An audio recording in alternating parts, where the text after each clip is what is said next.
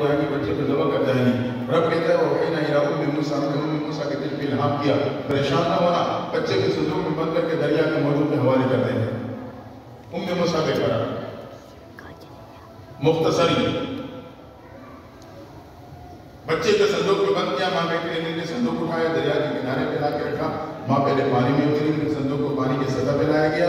اب ماں اپنے ہاتھوں سے صندوق کو دھکیلتے ہوئے بچے کو رخصت کر رہی ہے. یہ وہ لمحہ ہے کہ بیٹا ماں سے رخصت ہو رہا ہے, لیکن پھر دعائیں لیتا ہوا جا رہا ہے. نتیجہ کیا نکلا؟ چلا تو موسیٰ تھا, ایک وقت آیا تو کلیم اللہ بن چکا تھا. امام الانبیاء تعالیٰ مدینہ محمد رسول اللہ صلی اللہ علیہ وسلم کی پیدائش ہوئی. تھوڑی عرصے بعد طائف کے بنو سعد قبیلے کی 10 عورتیں مکہ کے بستی کا سفر کرتی ہیں. بچے گود ملیں گی, پانی میں کچھ معاوضہ ملے گا. ایک کی سواری نے ساتھ نہ دیا, 9 اقرار کرنے لگی, پہنچی, پھر چل پڑے, پھر سواری نے ساتھ نہ دیا. 9 میں سے ایک نے کہا چھوڑو, حلیمہ کو ہمارے بھی راستہ مارے گی, جلدی مکہ کے بستی میں پہنچو, مالدار لوگوں کے بچے گود میں لے لو, یا کم از کم جس کا باپ زندہ ہو, یتیم نہ ہو, اسے اٹھا لو, کچھ نہ کچھ تو معاوضہ ملے گا. 9 کے 9 مکہ کے بستی میں پہنچتی ہے. یہ کہ بات دیکھے آمنہ کے دروازے پہ بھی گئی, لیکن اللہ کو 9 کے 9 دامن اپنے محبوب کی تربیت کے لیے پسند نہیں تھی, کیونکہ اس دامن میں مال و دولت کی محبت نے جنم لیا تھا. ہر صحابہ اس دامن میں کھیل رہے تھے. رب کو پسند نہیں تھا کہ میرا محبوب بھی ان 9 میں سے کسی ایک دامن میں پرورش حاصل کرے, اس لیے اللہ نے 9 کے 9 کو اپنے محبوب کی طرف سے محروم لوٹا دیا. مکہ کے بستی سے بچوں کو لیا چل پڑی. اتنے ہم حلیمہ پہنچی, بہت آخر میں حلیمہ پہنچی. مکہ کے بستی میں بچے کو تلاش کرے, کسی گھر میں کوئی بچہ نہیں. اللہ کی شان, ایک کی طرف بلانے والا ایک ہی رہ گیا. کہنے والے نے کہا بی بی آمنہ کے گھر بچہ ہے. حلیمہ ہنم سے ہے, حلیمہ کے دامن میں ہنم نے جنم لیا تھا. آپ کے دامن میں صبر و تحمل کھیلا کرتے تھے, اس لیے رب کو یہ دامن اتنا پسند آیا تھا کہ اللہ پہلے سے ہی حلیمہ کے دامن کا انتخاب اپنے محبوب کی تربیت کے لیے کر چکا تھا. اب رب نہیں چاہتا تھا جب حلیمہ مکہ میں آئے, جب حلیمہ مکہ میں آئے, میرے محبوب کے دروازے پہ پہنچے, اسے پتہ چلے کہ بچہ یتیم ہے, تو کسی اور بچے کا خیال دماغ میں نہ آ جائے.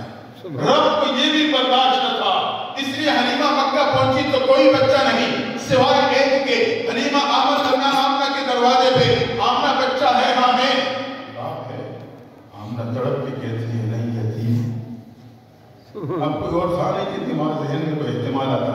حلیمہ کہنے کا اچھا آمنہ دکھاؤ تو صحیح. سبحان اللہ. محمود چادر میں لیٹے ہوئے, چہرے پہ سفید چادر.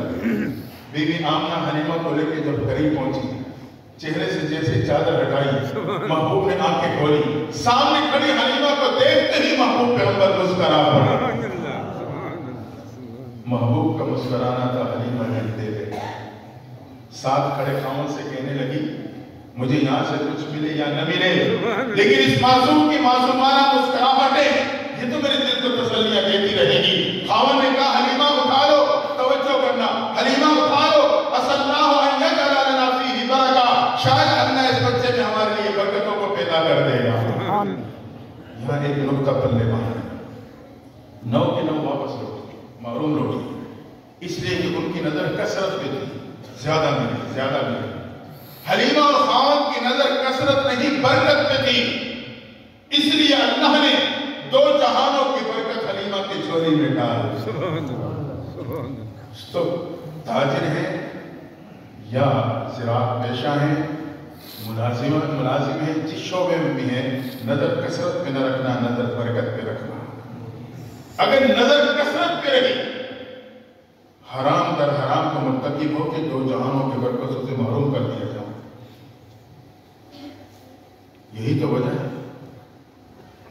نظر برکت میں نہیں, نظر کثرت پہ ہوتی ہے. تو آج کا بھائی اپنے بہن کو وراثتی حق دینے کے لیے تیار نہیں. اگر بہنوں کا حق دے دوں گا میری جائیداد تو تھوڑی پڑ جائے گی.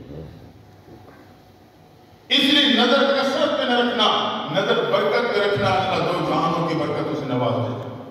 حلیمہ نے محبوب کو اٹھا لیا, بی بی آمنہ ساتھ ہے, گھر سے باہر نکل رہی. ماں بچے کو ڈھیروں دعائیں دیتے ہوئے رخصت کر رہی.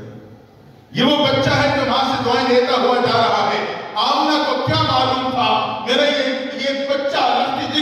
جو آج محمد بن عبداللہ ہے، ایک وقت آئے گا اللہ اسے محمد رسول اللہ بنا دے.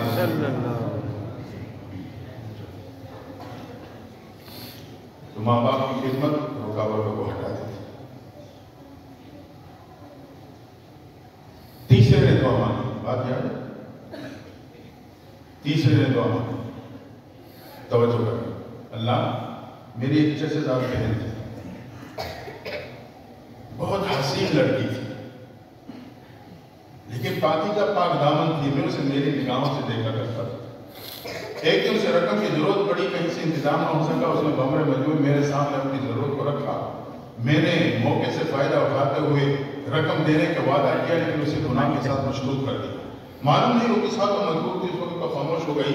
جب میں وہ رقم لے کے گناہ کے ارادے سے آگے بڑھنے لگا تو میں نے دیکھا کہ اس کے کپ کپی تاری ہو گئی، رنگ زرد پڑ گیا، اور اس کی زبان سے ایک جملہ نکلا، کہا انی اخاف اللہ اتق اللہ.